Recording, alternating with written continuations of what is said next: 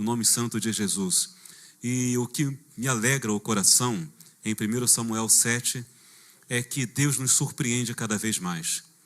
1 Samuel 7, todas as vezes que eu vou observar, eu me assusto e eu me alegro, porque aonde eu penso que tem uma taça de 200 ml, na verdade, tem uma jarra de 2,5 litros. Aonde eu penso que tem um pequeno arbusto, quando eu vou abrir ali o leque espiritual, tem uma floresta inteira.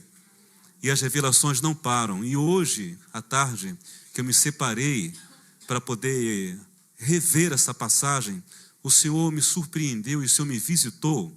E de vez em quando tem acontecido isso comigo, quando o Senhor me visita numa palavra, eu começo a me tremer todo por dentro.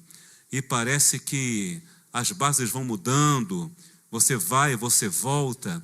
E é difícil você depois falar, pregar tudo que Deus ministrou. Mas eu prometo que tudo que eu puder falar, eu vou falar. Mas pode ter certeza de uma coisa. Muito antes da palavra ser liberada, pregada pelo pregador, muito antes de eu começar a falar sobre o texto sagrado, a presença de quem vai pregar de verdade, ela é diferente. Porque o verdadeiro pregador, o dono da mensagem, o Senhor Jesus, ele está aqui. E a presença dele aqui é tão real que eu comecei a sentir quando eu saí do carro ali na porta. Eu saí do carro, eu pisei, eu tive que atravessar a rua. Falei, me deixa do outro lado para não ter que ir lá e dar a volta, porque vai ser só atravessar. E quando eu pisei na calçada, as minhas pernas começaram a sentir aquela corrente elétrica, aquele formigamento, aquele calor que crente conhece, sabe muito bem a presença do Eterno aqui neste lugar. Se você é sensível como eu à presença de Deus, sabe que você não veio aqui em vão. Você não veio aqui para apenas se alegrar por um aniversário. Não é só mais uma comemoração de aniversário, não. Deus marca datas, Deus marca momentos, Deus marca horas. Deus é um Deus de ciclos, Deus é um Deus de movimentos, Deus é um Deus de jornadas, não é? Aniversários marcam ciclos, não é isso? Nascimento marcam ciclos, morte marcam ciclos, aniversários marcam ciclos. Deus tem um novo ciclo para esta igreja e para a tua vida e o teu ministério também. A tua casa, o teu ser, o que Deus trouxe você para fazer, que não haja impedimento, Ele faça no nome santo de Jesus. Por isso eu quero, já foi lido, não é, o texto? Então eu quero fazer o seguinte, eu vou ler apenas 1 Samuel, capítulo 7,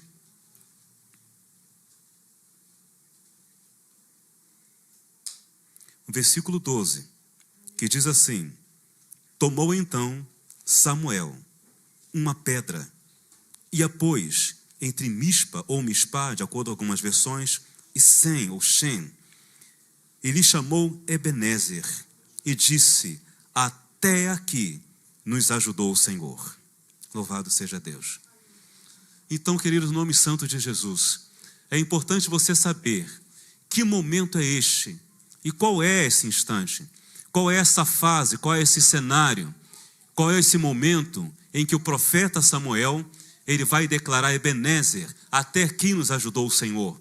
Ele vai declarar essa palavra após muitas coisas acontecerem, após muitas águas rolarem debaixo daquela ponte, após muitos ventos soprarem naquela região, após muitas mudanças espirituais, culturais, econômicas acontecerem, em momentos de mudanças, momentos de transição, momento que as coisas estão acontecendo, não é? Você já viu um osso em formação?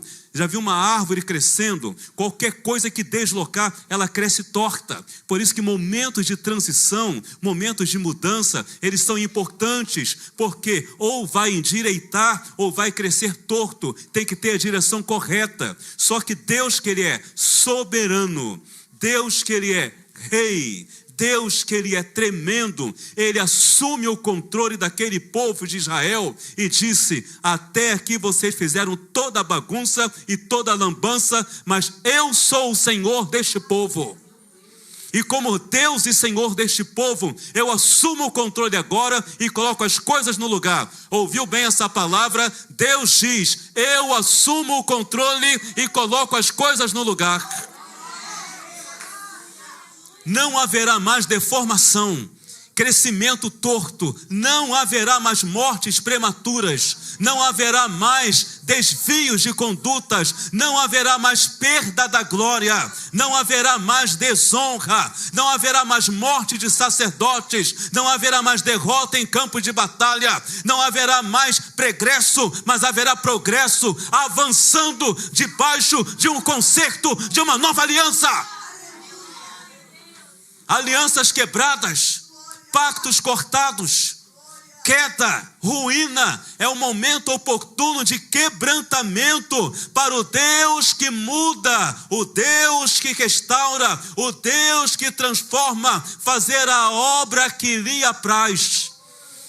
Existem coisas que não podem, tem coisa que pode manchar, tem coisa que pode arranhar, mas tem coisa que não pode trincar, porque depois que trincar, não há mais conserto, humanamente falando, aos olhos humanos, pela psicologia, pela psiquiatria, pela conduta, pelos estudos sociais da alma humana, mas aquilo que não se conserta mais, aquele que tem poder para refazer, ele destrói qual vaso do oleiro e refaz do mesmo barro um novo movimento, um novo jarro, um novo vaso e um novo instrumento, porque o dono do barro é ele, o oleiro é ele, o vaso é dele e é ele que faz conforme ele quer.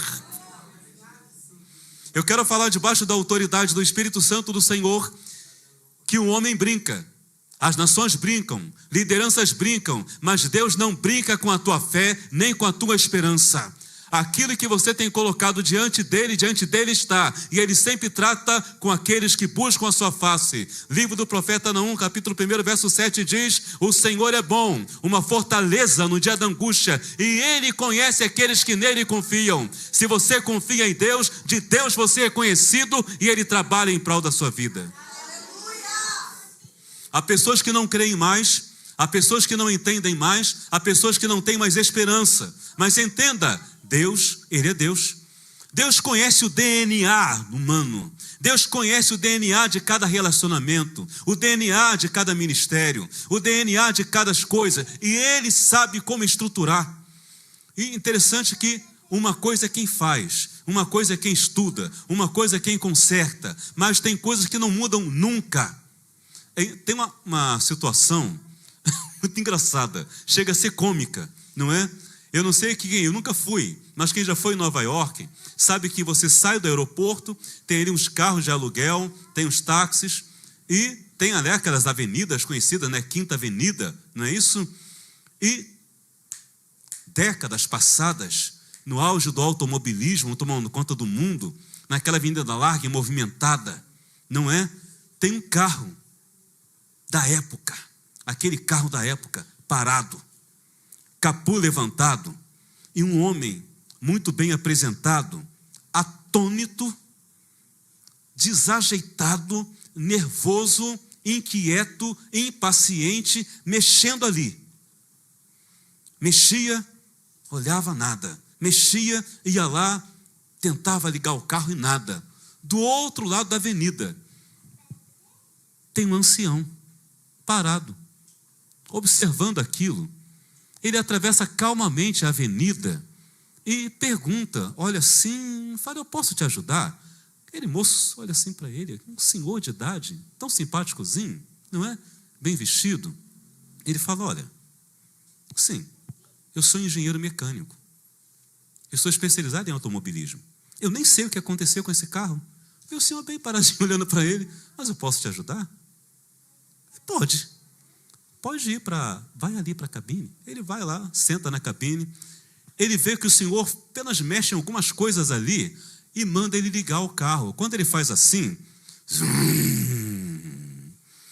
o carro ligou, o homem sai meio incrédulo assim, atônito, olhando para aquele senhor, e no alto da sua capacidade, não é? Ele falou, eu sou engenheiro mecânico.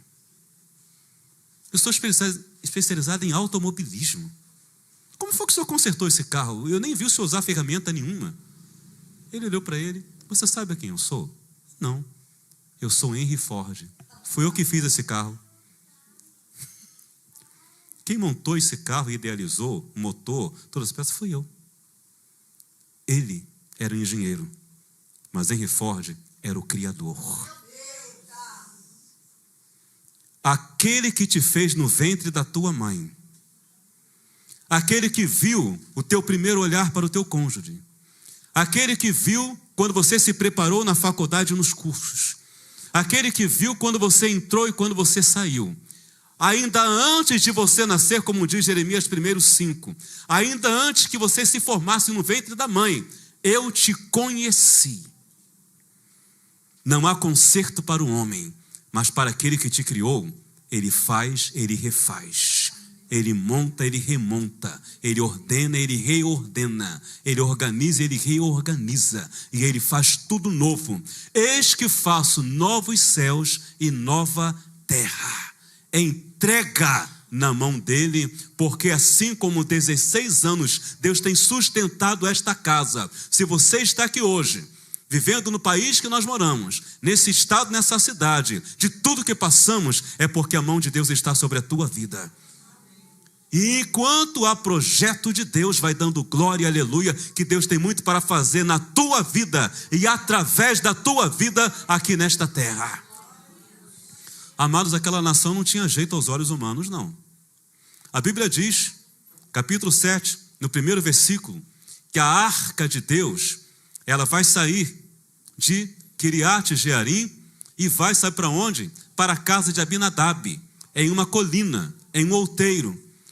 O capítulo já começa com este versículo, resgatando a arca de Deus que estava em Bet-Semes, passou um tempo na terra dos filisteus, os inimigos. Aquilo que era a alegria, o orgulho, representava a glória de Deus, representava a presença de Deus e a aliança de Deus para com Israel, porque ali no momento de Yom Kippur era apresentada uma oferta pelo sumo sacerdote diante da arca, e aquilo foi levado, aquilo foi embora. Foi-se embora a glória, foi-se embora a alegria, foi-se embora a esperança, foi-se embora o orgulho, foi embora a presença, foi embora os milagres, as portas abertas, foi embora o sobrenatural. Ficou um povo cativo sob o comando daqueles que o detestavam. Mas aquilo que um homem não pode fazer, Deus faz por si só. O exército de Israel não conseguiu vencer os filisteus para resgatar a arca. Mas a própria arca fez a bagunça certa no lugar certo, e essa bagunça é Deus pesando o dedo nos inimigos dele e voltando para a terra de Israel. Sabe, muitas das vezes, quando Israel não consegue ir buscar a glória vai por conta própria. Aquilo que você não consegue fazer, Deus faz por você, porque conhece a tua limitação. E eles pegam a arca do Senhor e vão colocar onde deveria estar. Aquilo que representa a presença do Senhor, eles vão colocar num lugar elevado, no outeiro, numa colina. Porque é o momento certo. Outeiro, colina, é lugar de culto, é lugar de adoração. Salmo 121, quando diz: eleva os meus olhos para os montes, de onde me virá o socorro? É porque nos montes, nos lugares altos, eles colocavam altares para adorar a deuses. Aquele monte ali é do Deus tal, é do Deus tal. Aquele monte ali é da deusa tal. Cada monte tinha um Deus para adorar. E a pessoa está olhando, de onde me vem o socorro? Qual desses montes aqui? É Baal, é Astarote, é Azera, é Quemos, é quem? Aí ele vai falar assim: na verdade, nenhum desses montes aqui tem resposta. O meu socorro vem do Senhor, que fez os céus e a terra. Ele está acima dos montes, está acima das nuvens, acima das estrelas, acima de tudo, acima de todos. Está Deus. Colocam a arca do Senhor em lugar de adoração. O que está sendo restaurado não é uma caixinha quadrada com instrumentos dourados. O que está sendo restaurado é a presença de Deus em seu devido lugar. Não há restauração de nada enquanto Deus não for posto em seu lugar devido, que é no trono do nosso coração. Não há como você querer que Deus faça uma obra na tua vida se você não quer que Deus esteja no trono da tua vida. Não há como dissociar aquilo que você faz daquilo que você é. Não há como dissociar aquilo que você recebe das tuas prioridades. Se a tua prioridade é Deus, você está diante dos olhos do Senhor como alvo das suas bênçãos, está na rota do milagre, e você, querendo ou não, a bênção do Senhor vai te acompanhar e vai te encontrar. E a Bíblia diz que a arca ficou tanto tempo ali, que se passaram 20 anos. E fazendo a exegese do texto, no texto hebraico original, o que a Bíblia fala que o povo chorava é que durante esses 20 anos que a arca esteve naquele outeiro, o povo esteve 20 anos orando, chorando e se lamentando pelas coisas que estavam acontecendo. Então Deus vai tomar a boca do profeta Samuel e vai chamar a correção àquele povo e vai dizer bem assim: olha, se vocês querem realmente, e realmente o coração de vocês está voltado para Deus, vocês estão orando, vocês estão clamando, vocês estão pedindo, mas só que falta alguma coisa. Não basta vir ao templo, não basta vir ao culto, não basta dar glória quando o apóstolo Pereira prega, não basta sapatear quando a apóstola Rose está ministrando. Deus está falando algo. Você vai ter que largar os Baalins, largar os Asterotes e vai ter que se render só ao Senhor. Essa palavra está querendo dizer o quê? Deus, ele é exclusivo e não há outro.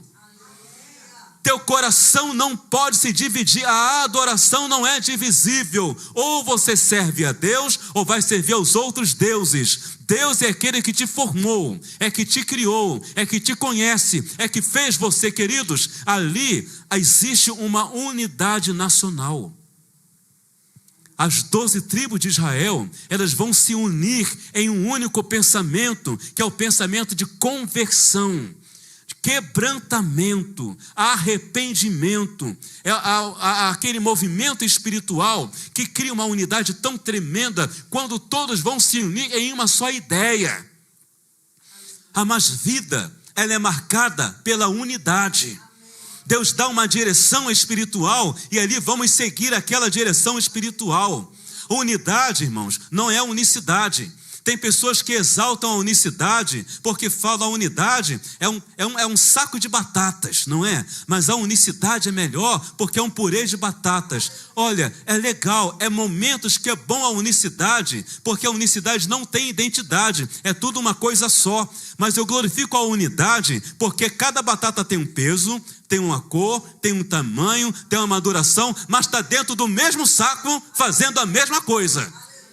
Tem pastor, tem pregador, tem profeta, tem evangelista, tem aquele que opera milagre, tem aquele de batalha espiritual, e todos estão aqui dando glória a Deus e aleluia, na mesma guerra, na mesma batalha, servindo ao mesmo Deus. E não quero saber qual é o teu chamado principal. Eu sei que eu faço parte do mesmo exército e da mesma congregação, e eu vou junto com você à casa do Senhor, louvar e adorar ao Rei dos Reis. Bem desse jeito, coisa linda de Jeová. Salmo 183, ó, quão bom e agradável, quão suave é que os irmãos vivem em união. Aí ele faz uma analogia, metaforicamente ele vai comparar, é como um óleo. Óleo? Tanta coisa para comparar o óleo. Sim, mas não vai comparar qualquer óleo não. Vai comparar ao óleo que foi derramado sobre a cabeça de Arão, no dia que ele foi levantado como sumo sacerdote. Aquele óleo não foi pequeno, não foi pouco.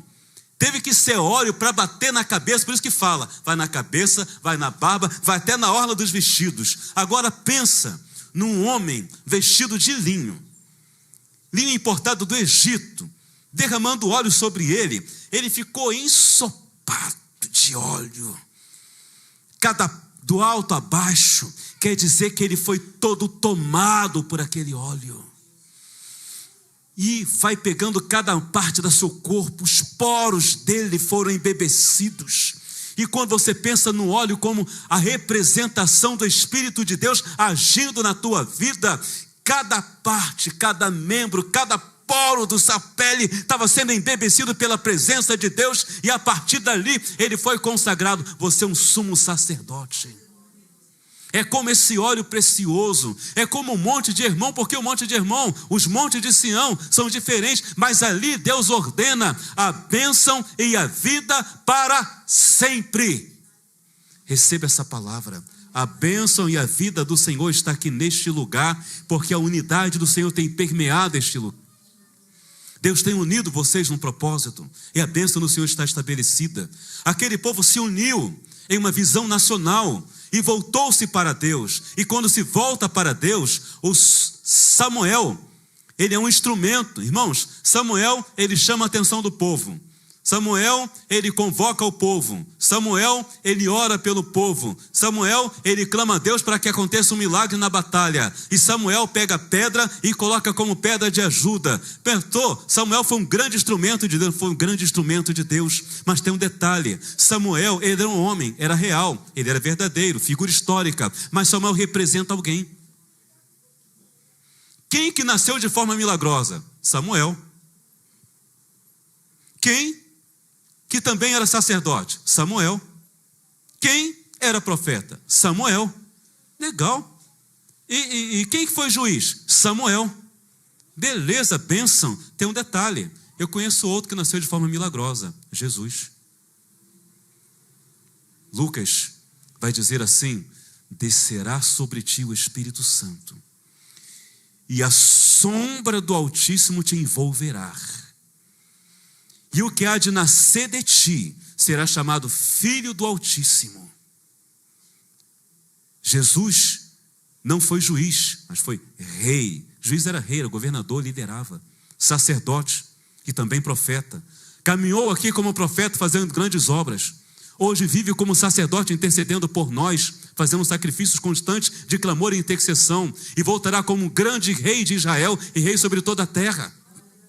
Esse Jesus, Samuel, ali representava o próprio Cristo, chamando o povo, volte para a presença do Senhor.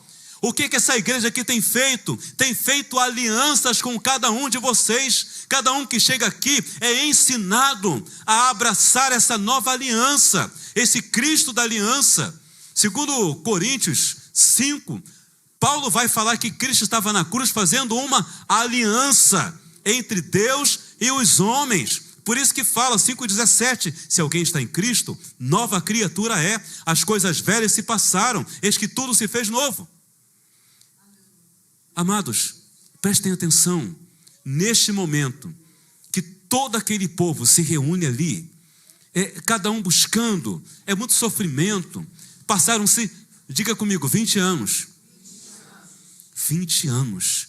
20 anos é a maioridade civil, religiosa e espiritual de Israel naquela época. Com 20 anos já podia ir para a batalha. Com 20 anos já era considerado maior de idade. Com 20 anos o homem já era maduro. 20 anos representa a maturidade espiritual. Deus tem chamado para você crescer. Deus tem chamado para você amadurecer. Não ser apenas menino de leite materno, de coisa rala. Deus tem te chamado para sair da borda do ralo. Deus tem te chamado para mergulhar em uma intimidade maior, em uma comunhão maior, em um abraço com o Espírito Santo, e não ficar ali apenas, não, eu quero comer mais, eu quero beber mais deste alimento espiritual. Eu quero conhecer mais de ti. Vocês não costumam cantar de vez em quando, não é? I surrender, I wanna know you more, I wanna know you more. Então, se você quer conhecer mais do Senhor, então você precisa avançar. Quando o anjo te pegar pelo braço assim e medir, olha, vou medir 1000 aqui, você vai avançando. Vou medir mais 1000, você vai avançando. Vou medir mais 1000, você vai avançando. Eu quero falar para vocês uma coisa. Há uma hora que dá medo. Não sei quem já passou por essa experiência, mas tem uma hora que dá medo. Ah, pastor, não é uma coisa boa, a presença é boa, mas nós somos tão humanos, tão limitados, que às vezes dá medo. Você sobe numa altura ou vai numa profundidade que às vezes dá medo. Meu Deus, o que está acontecendo comigo? Será que estou virando um extraterrestre? Não, você já é um extraterrestre, você não é dessa terra aqui não. É só a carcaça. Você é cidadão dos céus peregrinando aqui nesta terra. O teu reino é outro reino, a tua nação é outra nação, o teu povo é outro povo, o teu rei é outro rei. Já existe uma morada para você reservada na nova Jerusalém celestial. Nós somos extraterrestres, a nossa linguagem é diferente, nossa visão é diferente. Tem hora que dá medo, mas quando der medo, entenda, quem está te chamando é Deus.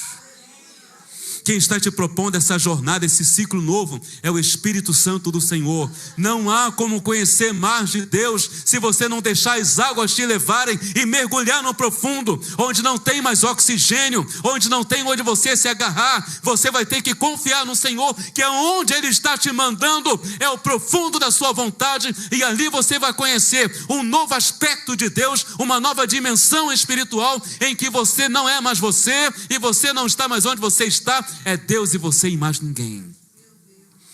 Porque quando você entra no monte fumegando, a fumaça te esconde, ninguém está te vendo, é só você e esse Deus. É Deus e você. Porque Deus te esconde para que nenhum olho mais te vê, e para que você também não veja mais ninguém. É você e Deus e você. Neste momento, irmãos, o povo, ele lança. Se você for ler o texto no original, primeiro o povo lança fora todos os deuses estranhos. Depois que o povo lança fora todos os deuses estranhos e adora somente a Deus, é que Samuel vai convocar o povo para aquele lugar chamado Mispá. Isso lembra Gênesis capítulo 35, em que Jacó, ele chama os seus filhos, seus servos, comprados e nascidos em casa, e fala: olha, lançai fora os deuses estranhos que há no meio de vós, mudai as vossas vestes, arrancai algumas passagens falam brinco, mas na versão correta é arrecada. O que é arrecada? É como se fosse uma argola em formato artesanal, geralmente em formato de algum deus, alguma divindade, que a pessoa colocava na orelha em homenagem àquele deus. Significava que a vida dela, a devoção dela era aquela divindade. Hoje, com a sovela espiritual, Deus fura a tua orelha e diz que Ele é meu, ela é minha, de mais ninguém. E quando aquelas pessoas fazem isso, pegam tudo e enterram debaixo de um carvalho, a Bíblia diz que o temor do Senhor foi contra todos os moradores daquela região. E ninguém quis tocar nos filhos de Jacó, ninguém quis tocar no filho de Israel. E eles habitaram ali e foram para outra região, porque Deus guardou. Ei, Deus está te guardando, porque o temor do Senhor está indo para os teus adversários. Deus está te guardando, porque você tem uma aliança com Ele, porque você tem um pacto com o teu Deus. E vamos dizer uma coisa: quando Samuel chama aquele povo, ele pega água e ele derrama água. É uma nova aliança. A Bíblia fala de aliança de sal, aliança de sangue. O que significa derramar água? A água representa a pureza de um novo pacto. Assim como a água ela cai na terra e a terra absorve toda aquela água, significa que haverá uma pureza espiritual, haverá uma totalidade, nada ficará de fora. A água derramada e sendo absorvida por completo é semelhante a um holocausto que é queimado por completo. Significa que haverá totalidade, haverá completude. Deus, quando Ele faz algo, Ele não vai deixar nada de fora. A bênção dele não deixará ninguém de fora. O operar dele não vai deixar ninguém de fora. Irmãos, nem eu que sou homem, nem você que é ser humano, gosta de fazer uma coisa de qualquer jeito. Dá um nervoso, incomoda. Se quer chegar lá, quer arrumar, quer ajeitar. Imagine Deus. Deus não faz as coisas de qualquer maneira. A obra que Ele começa, Ele vai até o fim e Ele termina aquilo que Ele começou na tua vida. A água derramada como libação é uma entrega, é uma oferta, é uma devoção, é algo que você está dedicando ao Senhor. Assim como aquela água está se esvaindo ali, a minha vida vai se esvair e entregar por completo na presença do Senhor. Eu sou uma oferta, eu sou o altar, mas eu também sou oferta, e eu sou uma libação, que eu me consuma por inteiro, mas que não sobre nada. Deus me tenha por completo. Sabe, essa é a parte mais difícil. O povo fez uma aliança, o povo retorna, o povo volta, o culto a Deus é restaurado, a vida com Deus é restaurada em todo um aspecto nacional. Mas quando os filisteus, aqueles incircuncisos, aqueles filhos de Belial, ouvem que Israel está congregado, o inimigo não gosta que você esteja congregado. O inimigo faz de tudo para te botar separado, para te botar afastado, para te afastar de A, te afastar de B, para não vir à igreja, para não ter aliança, para não ter unidade, para não ter amor, para não ter... E nós caminhamos em alianças espirituais, que Deus forja para nós. Quando congregam ali as tribos do Senhor, os filisteus ficam sabendo. Porque quando você é visitado pelo Senhor, os céus se manifestam e o inferno se revolta. Algumas Bíblias falam que os maiorais dos filisteus, algumas dizem os governadores dos filisteus, tem Bíblia que fala os príncipes dos filisteus, o texto hebraico fala que os 5 príncipes dos filisteus se levantaram contra Israel. 5 príncipes dos filisteus é porque era um príncipe, um maioral para cada cidade principal dos filisteus. Gaza, Asdod, Gate, Ecrom, guarde esse nome, Ecrom. Como assim, pastor? Vamos lá. 5 príncipes. Príncipe é quem comanda um principado. Você está entendendo? Principados se levantam contra a vida daqueles que fazem uma aliança com Deus. Mas não importa quem é o príncipe de Gaza, não importa quem é o príncipe de Gate, não importa quem é o príncipe de Asdod, não importa quem é um príncipe de Ecrom, não importa quem é um príncipe de Ascalon, não importa quantos principados vão se levantar, cada uma dessas 5 cidades tinham fortalezas. Algumas eram fortalezas preparadas para a guerra, alguns eram castelos fortificados e alguns eram construções para resistir a ataques. 5 principados, 5 fortalezas, 5 inimigos se levantando contra o povo de Deus. Gaza, você conhece Gaza? Conhece. Gaza foi onde Sansão foi preso, vazado os seus olhos, e onde ele morreu em sacrifício para destruir aquele templo de Dagon. O principado que quer aprisionar, o principado que quer tirar a tua visão espiritual, o principado que quer te confinar a uma prisão e te matar, se levanta. Asquelon, você conhece Asquelon também. Asquelon é um lugar onde tem vinhedos e onde tem azeite, e ali havia muito comércio, e aquele comércio fazia também muitos esquemas para destruição de povos. Ou seja, o conluio se levanta, é quando alguém se levanta no teu trabalho contra você. É quando dentro da tua casa as pessoas estão falando mal de você e você não sabe o porquê. Se levanta também o príncipe de Asdod. Asdod é onde foi a arca do Senhor quando Israel perdeu a guerra. A arca que representava a presença, o milagre, a glória, foi confinada lá em Asdod. Satanás, ele quer tirar, roubar a presença de Deus da tua vida. Gate é conhecida como a terra do filisteu gigante. Golias, ele era de Gate. E detalhe, Golias, ele tinha mais 4 irmãos. A terra de gigantes, aqueles que são altos, são imponentes, são intimidadores. A Bíblia diz que ele desafiou o exército de Deus e amaldiçoava o exército de Deus pelos seus deuses. Um principado que se levanta para te desafiar e para te amaldiçoar e dizer que contra ele você não pode, se levanta contra a tua vida.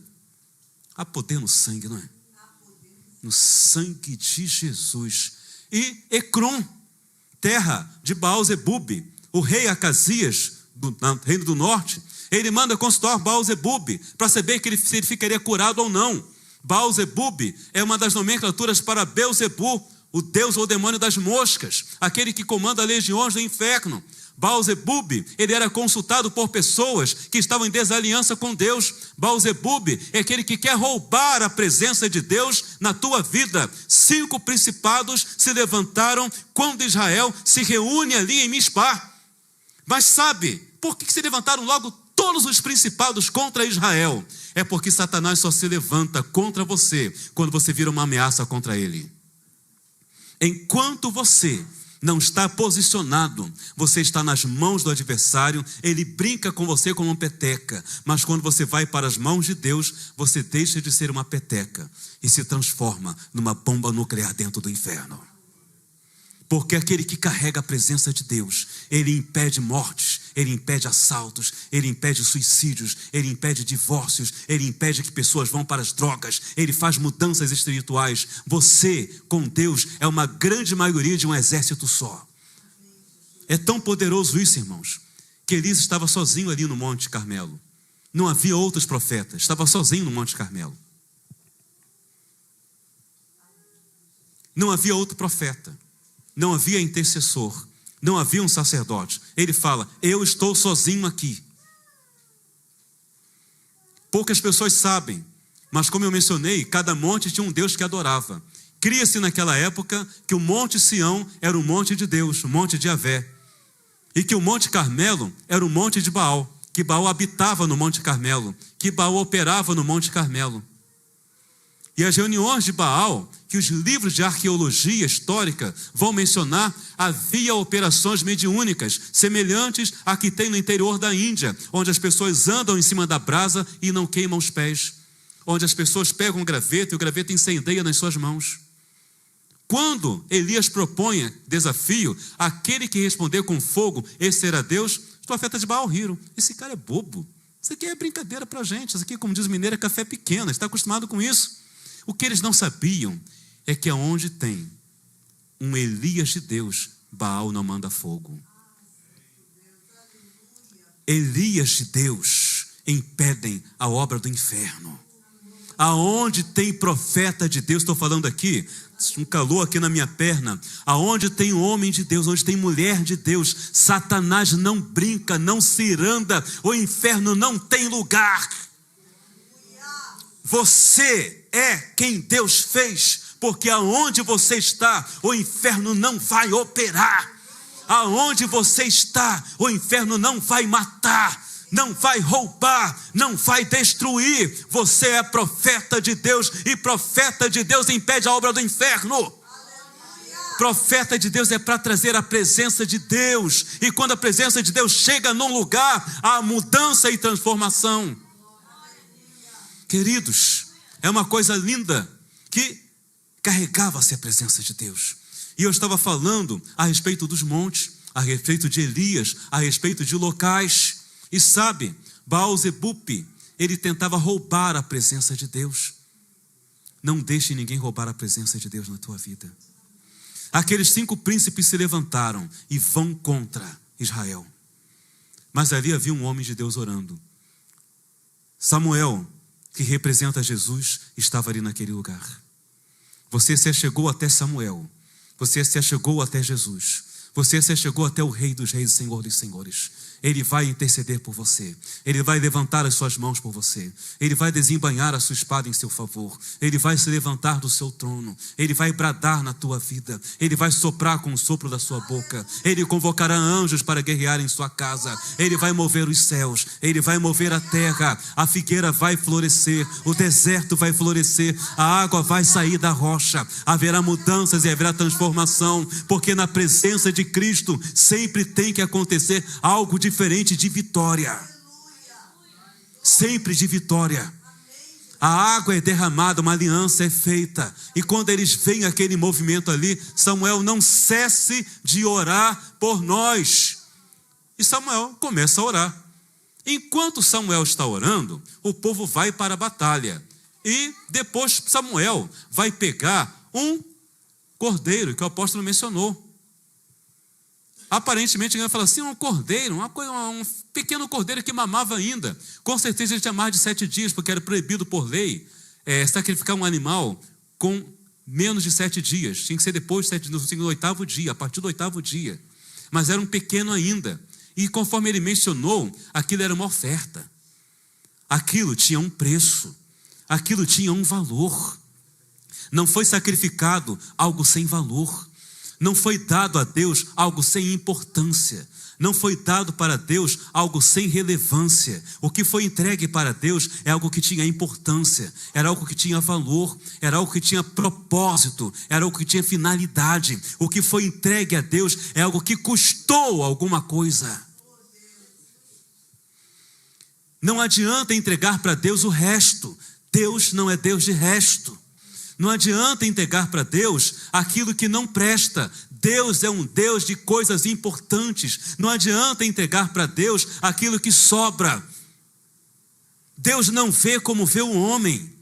Diante daquele gasofilácio, ricos entregavam grandes montantes de dinheiro, porque eles tinham muito. Então, se ele entregava muito, é porque tinha muito guardado. Mas aquela mulher, ela entregou 2 dracmas, que eram tudo. Você gosta de razão e proporção? Quem entrega 1 milhão, tendo 10 milhões, entregou quanto? 10%. Agora, quem tinha 2 dracmas, entregou 2 dracmas, entregou quanto? 100%. A maior oferta foi daquela mulher, porque ela entregou tudo o que ela tinha. Para Deus tem que ser tudo. Para Deus tem que ser tudo. Deus não aceita partes. Deus não aceita Ismael. Ismael não serve. Tem que ser o teu Isaque. Porque o teu Isaque é a promessa, o teu Isaque é a tua esperança, o teu Isaque é a tua esperança de vitória, o teu Isaque é aquilo que você aguardou, é aquilo que você chorou, é aquilo que você pranteou, é aquilo que você pagou um preço. Teu Isaque foi fruto de milagre. Devolva o teu Isaque para Deus, porque você será pai de uma multidão de nação. Entregou-se aquele cordeiro, queridos. A Bíblia diz que enquanto Samuel sacrificava, enquanto Samuel estava sacrificando, enquanto o apóstolo Rosa está adorando, enquanto o apóstolo Pereira está orando, enquanto a pastora Cíntia está clamando, querido, enquanto você está na presença do Senhor, enquanto você está sentado aqui ouvindo essa palavra, enquanto você está aqui ouvindo e glorificando, enquanto você está orando, você não vê com os teus olhos, mas alguma coisa está acontecendo.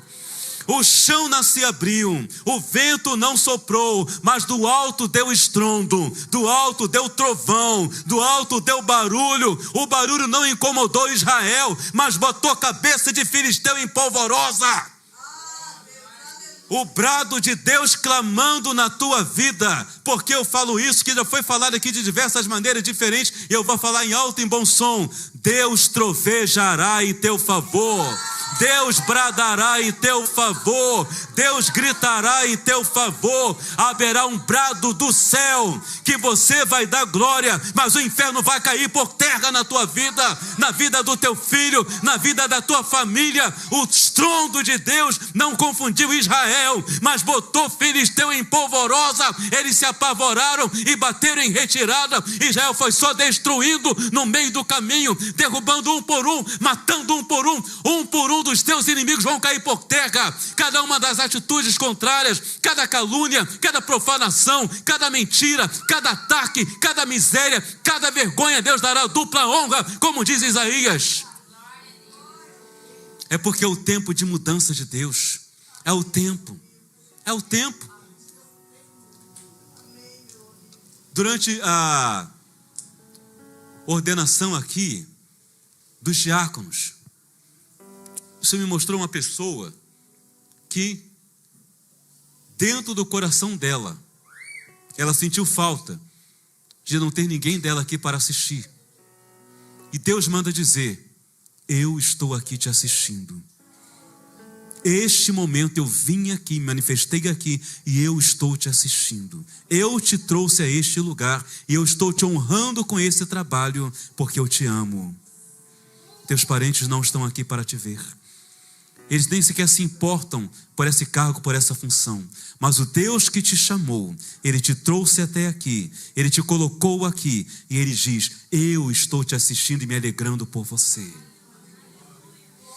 Amados, debaixo da autoridade do Espírito Santo do Senhor, eu não posso ministrar mais. O meu coração está alegre aqui na presença de Deus. Sinto a presença do Eterno aqui neste lugar. mas eu deixo apenas completar essa passagem. Samuel, ele vai pegar uma pedra, e ele está em Mispá. Ele está em Mispá, ele não está em Sem. Mas ele não coloca a pedra nem em Mispá, onde o povo se reuniu, e nem coloca em Sem. Ele coloca entre Mispá e Sem. Pergunta, por que ele colocou ali? A aliança do povo foi lá em Mispá. Mispá significa sentinela ou torre de vigia. Sem significa, nessa passagem, penhasco. Um lugar alto e outro lugar alto. Entre Mispá e Sem foi o local onde Israel perdeu aquela guerra para os filisteus, que quase 34 mil homens morreram. Os filhos de Eli, Ofni e Finés, foram mortos, e a arca do Senhor foi levada. Onde foi a grande derrota de Israel, ali ele colocou um marco de vitória. Pegou uma pedra que significa Ebenezer, significa pedra de ajuda. Quem é a pedra de ajuda? Quem é a tua rocha que te sustenta? Qual é a tua pedra que te põe de pé? Qual é a tua pedra que te auxilia? Não existe outra pedra, não existe outro penhasco, não existe outra rocha ou rochedo. Essa pedra é o Senhor. Deus é a nossa pedra de ajuda. Aonde foi a maior afronta, a maior derrota, a maior perda, ali naquele lugar um marco de vitória foi colocado.